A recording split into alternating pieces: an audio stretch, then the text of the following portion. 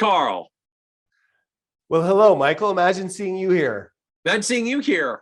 And here with this, I just have to comment that this lovely artistic drawing behind you, it is not a blue couch because you have shelving behind you, but there is a blue drawing for those who are like listening audio but not on the video. Like there's a drawing. It's like an 8.5 by 11 sheet of paper size thing, and it's got just a blue line, like I'm gonna dare say a Kitces blue line, just like drawn across it. I don't know, I guess that's paint. It's like is this your artistic representation of the blue couch? Like, have we gone abstract art on the blue couch now? What is going on here? I'm assuming this is not a coincidence to have blue art in the absence of the blue couch. I'm staring at the blue couch. The blue couch is just right over there. It's just I couldn't get it up here on the shelf. I'll do that next time. But I'm starting it. I have been dabbling in.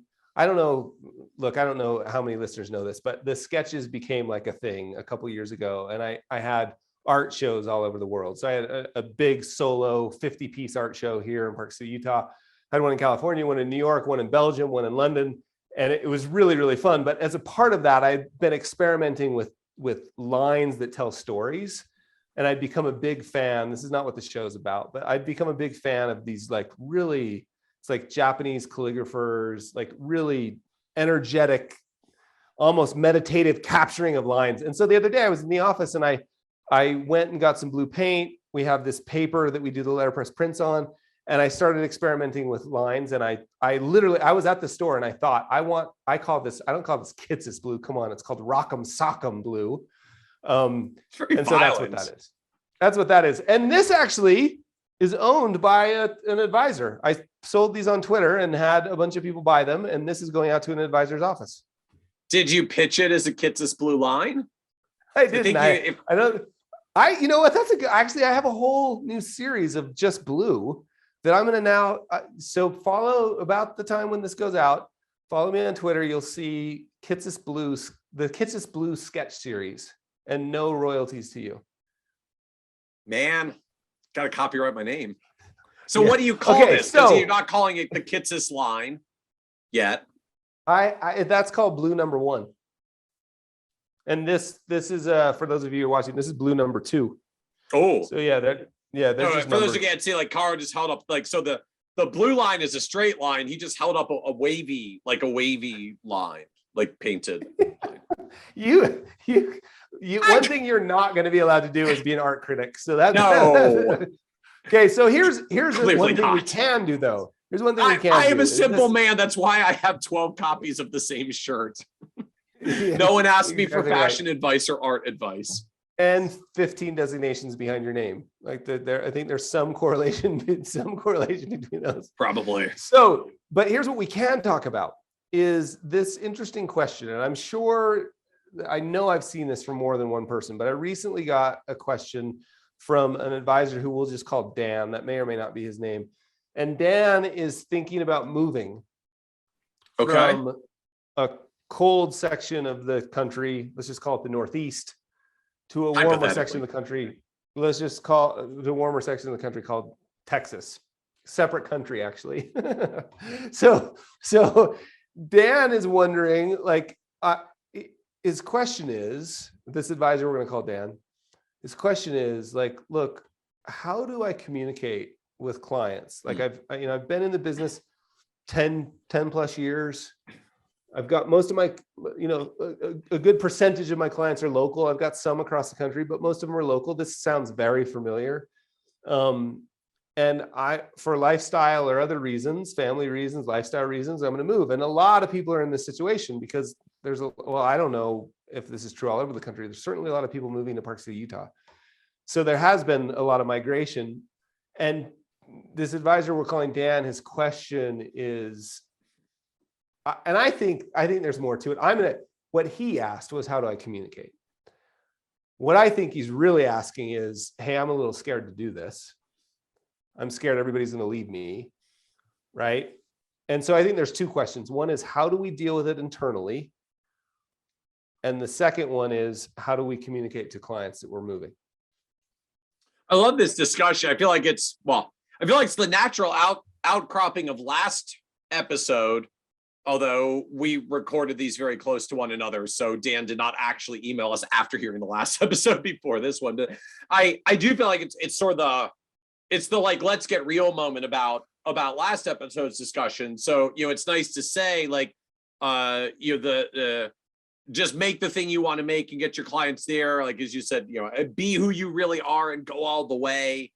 And that's another one to say like, okay, like cool saying from a famous philosopher, but like I have clients, they pay money for me here. So not being here would be kind of risky. So like, how do you make this happen in the real world? And I do think Dan's question is fantastic. Like, I love that he's asking the question, because I am sure there are a lot of listeners who aren't even where Dan is. Like the presumption, my clients are here. I built my business here. I have to stay here. I have to be here I could never move because my clients are here and built my business here. And so just the fact that Dan is rejecting that as a principle or a constraint up front, maybe a little bit fearfully, so he's asking for some help. We'll talk through in a moment, but just the fact we can have enough of a mindset shift to say, I might actually be able to move away from where I build all my clients, and that could be okay. I actually think that's a really cool thing. It just unto itself, that's worth noting and reflecting on for a moment. Yeah, totally. Like it's not something, I mean, look, when we moved from Utah to Las Vegas, I remember being really scared about it. And that's only a 1 hour flight, a 6 hour, well, depending on how fast you're driving, a 6 hour drive. But I remember being very nervous. Even everything was like, oh, do they think I'm moving to Vegas and I'm going to be part of Vegas? Yeah. Like you start coming up with all sorts of stories about why everyone will leave you. My wife jokes all the time. She's like, yeah, you think everybody's going to fire you tomorrow all the time. And so, I understand where this fear comes from. And I think we should talk through, first of all, because I largely now, having the benefit of perspective and hindsight, and having moved a couple of different times, one time to New Zealand, like, but let's leave New Zealand out of it. Like just the Utah to Nevada, Northeast to California, California to Florida, like inside this country, I think it's largely in our heads. Like, I think the fear is largely in our heads. Now, how we communicate it can really solve a lot of problems, and we'll talk about that. But first, we just have to get over that idea that people aren't sitting around waiting, looking for a reason to leave you and run to another advisor. And I think sometimes we feel that way, right? That if we give them any reason, and look, I don't want to overstate that, right? If you give them a reason based on trust, or a reason based on, there's a bunch of things we can imagine that they would leave you immediately, but I don't think generally moving, and not the kind of work we do and the kind of relationships we have with people. Half the things I was scared of, well, not half, almost all the things I was scared of clients leaving me for, when clients found out, they were just like, why were you ever worried about that? And I remember John Bowen actually said to me, like, one of your greatest disappointments is going to be when you do that thing and no one cries but you. So I think this is largely in our heads. Do you think that's true? I mean, again, we'll talk about how to talk about it, but a little bit of a mixture. I do think there's a lot of it that's in our heads, but I mean, we talked about this a little bit on the last episode, but I mean, there are clients who just, they like in person. They have a preference for in person. They've said in person. If, particularly it sounds like for a practice like Dan, he built an in-person practice, which means there's at least some implication that a segment of his clients picked him because he was local in person. So when you are not local in person, do you run the risk that you blow up the gig, that you blow up the deal, you blow up what you created?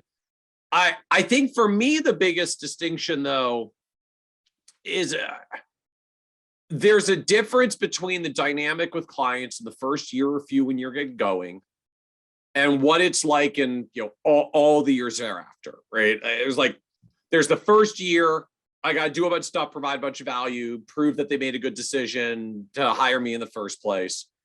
Then there's kind of this intermediate phase in, years 2, 3, 4, where we're getting into a groove. We're learning communication. We're learning style. We're learning pattern. I'm getting familiar with issues. I'm starting to figure out how to communicate stuff to you so that you handle it well. I'm learning how you react to markets because you've had some volatility. Like, just the relationship's getting more cemented. And then you kind of get to the stage 3 where the relationship's there, the trust is there, and we sort of go into comfort modes of like, I'll call you if something's going on, you call me if something's going on. Short of that, like, I don't even need to come to your office unless I'm remembering certain clients in the past that just were retired and really bored and had nothing to do, and they really wanted to come to our office anytime they could because they just literally needed something to do. We were the only thing on their calendar for the week. Right. But short of that, although I guess recognize that that's your clientele, short of that, like, most of them, once we get to that established point, the truth is, like, I find the meetings start getting at least more email and phone callish. Zoom's a little more recent, but like, the meetings would start getting more email and phone callish already. And at the point you're communicating digitally, like, I could be responding to you from halfway across the country. As long as I do it in a timely manner, you wouldn't even know. So just as I think about this for Dan, I mean, obviously we don't get a lot more details since we are not a live call-in show here, but it makes me wonder, like, just how long has Dan been in business? How long has his clients been with them? Because I do realistically think he has at least a little bit more at risk if he's been only doing this 2 or 3 years and has a fairly new set of clientele where he's relocating and some of the local preference clients won't come with him, won't go virtual with them, versus if he says, I've been doing this for 17 years, my average client's been with me for more than a decade, in which case I would say, like, this is probably pretty much all in your head at this point. I mean, they trust you, their relationships with you, not the street address of your office at this point. Yeah.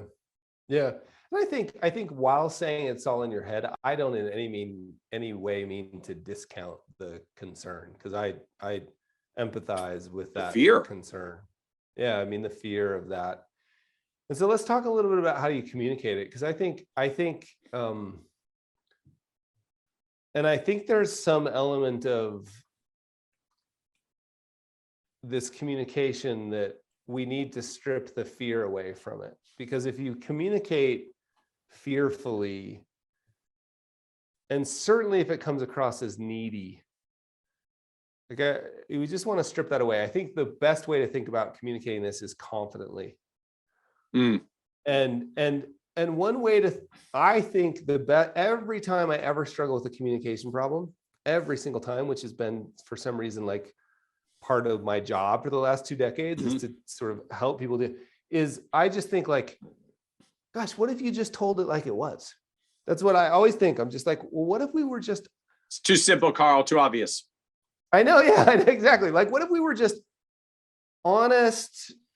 And I don't mean to be that we would be dishonest. What if we were just open and honest, like we just told it like it was, and we talked to people like we would want to be spoken to, and with a level of confidence. So what I'm thinking about is just simply saying to somebody like, hey, Michael, after years of being here, my family and we made a decision to move, and we're going to move to wherever. Let's just say we're moving 8 hours away, like a 3-hour flight, 8 hours. So we're moving. It's substantial. It's not the town next door. We decided to move. And you could do this. I think this would ideally be done with a preface email and then a meeting or a phone call. And I used to think, no, this should be done in person. I think it's really valuable to give somebody the time to absorb something like this, but not in person, not like right there. So like, hey, we've made a really... I gotta tell you, like, just you started down that road where you're like, been working together for a while. I've decided to move my family to Texas. Like, you started down that road. Like, I'm trying to put myself in the in client shoes, and like, you were like 10 seconds into that, and my brain was already at the Carl's about to dump me. Like, this is the breakup talk.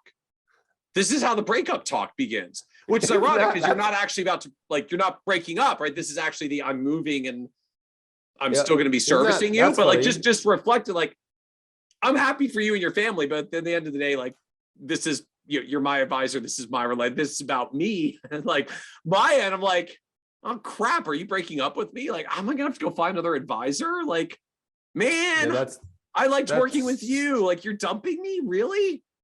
That's super interesting, right? Because obviously the fear I'm having is that you're about to say, you know what?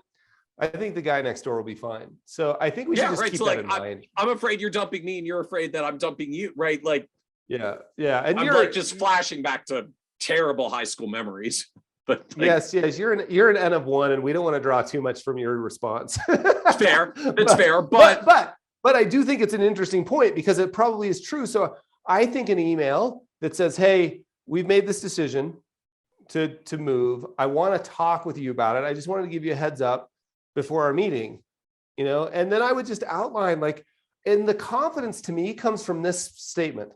Look, and I don't know if this happens in person or in the email, but I would be really tempted to be like, look, Michael, I want you to know that if this doesn't work out for you, like, let's give it a year, right? And if for some reason this isn't working well, for whatever reason, I will be the first one to help you find a local advisor. And you can't say that if you don't mean it, but you should mean it. Yeah. And if you do mean it, it actually has the side benefit. I don't think it's the primary reason you say it. It's not the primary, but it has the side benefit of being a pretty powerful sales tool, but that's not why you say it.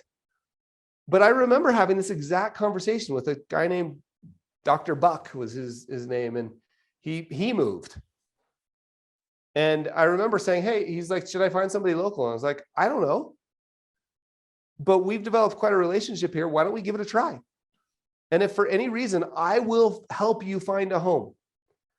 And he was a great client for a long time. Even when we moved to Vegas, we moved 5 hours further away from him. So I think to me, I would give people a heads up. It's not a warning, a heads up, really matter-of-factly. You have nothing to apologize for. None of that language of I'm sorry or regret to inform you, or it's just fact pattern. We're moving. Well, and I'm confident we can continue to serve you from a distance, given all the work that we've done together. Like and point to the other clients you've been serving. I realize you're a local client, but we have a lot of clients that live further away than we're going to be from you. A third of our clients are already virtual because they started with us and they moved, and they continue to work with us after they retired and relocated to the grandkids. Easy. Like all of that stuff. Like I would preface all that. I'd maybe write that in an email so that you have time to think about it, review it, edit it, make sure it sounds right. I would want to come across professionally confident and deeply empathetic, right? And the empathy comes from saying, hey, we're totally confident in our ability to continue to serve you. What we don't know is how you're going to feel about that. So let's give ourselves a check-in at 6 months and 12 months, and we'll help you find a solution if for some reason this doesn't work. I plan on coming back X, like if you do, like I'm going to come back once a quarter for meetings. I'm going to come back twice a year. We have family and friends here, so we'll be back often. From Vegas, I used to come back once a month, but it's close, right? Now, I will say, just from an empathetic perspective, like we were in Vegas during the credit crisis. And when the credit crisis happened, I was convinced I needed to be back here to save the business. So we moved back because I was like, I got to be close. Now, it's now obvious to my wife and I that I was wrong, right? That we didn't have to. And so that's, again, just sort of this, and especially now, we got so many tools to do this remotely. Yeah, it reminds me of just there was a strategy around this for a number of years that if you were planning it, you could actually start prepping your clients in advance. Like, start doing slightly fewer in-person meetings, start doing some virtual meetings with clients. 5 to 10 years ago, when it wasn't a pandemic thing, it was just like, hey, we're avant-garde because we have webcams now. But I knew a couple of firms over the years that actually started practicing doing video meetings with clients. Hey, just, we're trying a thing. We want to start meeting with some of our clients virtually. Traffic's a pain in the area, so I'm going to save you the drive. But they actually started getting their clients used to meeting virtually, so that if at some point they said, hey, you know how we've been doing most of our meetings virtually? We're going to keep doing them virtually, but I'm going to be like 1,000 miles away. But you won't be able to tell because it's still going to be like this. And I think for better or worse, the fact that almost all of us were forced into a virtual environment over the past 18 months with the pandemic, like every client, at least almost every client, because it depends a little on where you are, but almost every client has been forced into a virtual environment and has interacted virtually. Now, most of us that have a good sense, right? Many of our clients are fine. For a lot of us, most of our clients are fine. The few that are not, right? Who have not been happy virtual and want to get back in person. And we're the first to get back into person when our offices opened earlier this year. And like, okay, they might be at risk. Like you may have a few that are at risk that are just that anchored to local in person are not going to be happy if you move and relocate. But even there, like there are workarounds to this. It's saying, hey, but I'm still going to come back to the area, whatever it is, 1 week a quarter, 2 weeks a quarter, and meet with all the clients here. So I'm going to keep an office presence here. I'm going to come back 1, 2, 3, 4 times a year.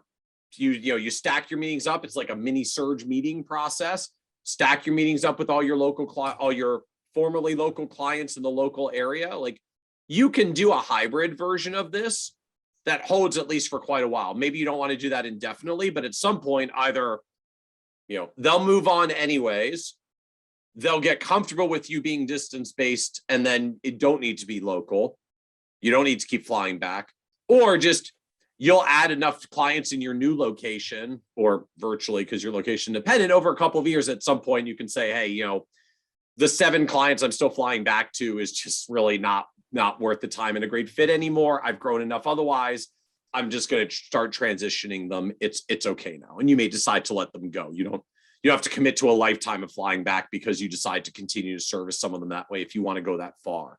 But just recognizing like there are midpoints to this, right? You can start acclimating clients to video, although many of us did. You can commit to periodic flybacks and do a chunk of meetings every time you fly back to grab those few clients that just insist on the local in person and at least make that transition more gradually. But as I think you've sort of noted, Carl, if they're mostly longer term established clients, a lot of them end up being more fine with this than I think we give them credit for. I mean, just the same matter, like most of us have clients that move when they retire, at least many of us clients that move when they retire. It's a lot like the average advisory firm loses 50% of its retiring clients who relocate.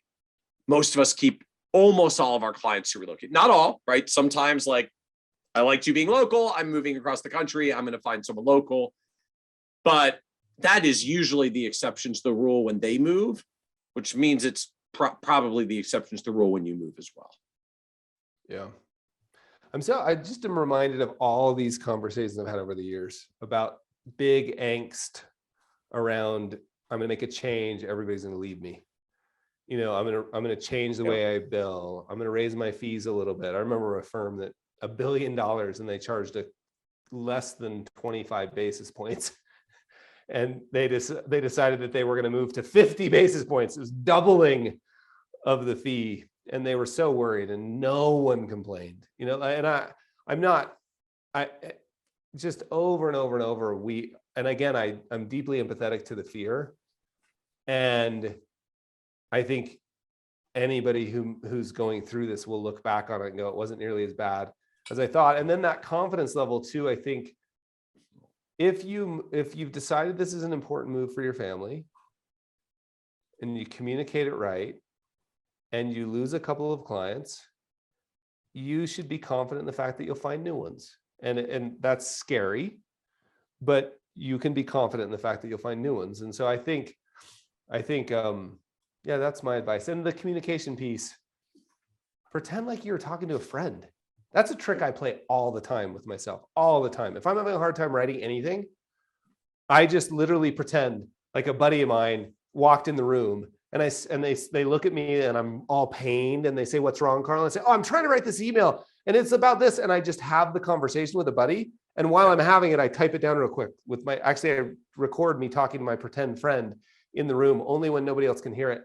And then I type it up. And I think that idea of just like the confidence you would have in communicating with a friend, write that up, send it, it'll be fine. Yeah. And I think to me, just the key word is confidence. Just if we make it out that it's going to be bad, clients will take our cue and assume it's going to be bad. If you say like, "Look, really enjoyed working with you.